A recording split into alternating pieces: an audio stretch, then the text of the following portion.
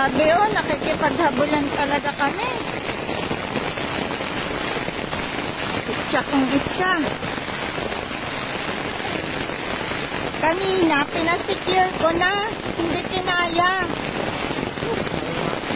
Pa, ibigay mo yung mga sako. Dali, doon muna agad. Abang.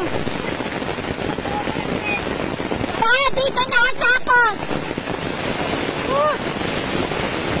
Ayun. Buti ang dami ko pang tao. Kaya worth it talaga na magpakain ka, no? Nayak ako bigla. Ito yung buhay ng mga magsasaka actual ko. Ano? Ako may ano pa extra ko lang to. Paano kaya yung mga umaasa talaga mismo sa pagbubukid. Sila talaga yung una ko kaisip. Kasi ako may pambawi pa Paano yung iba?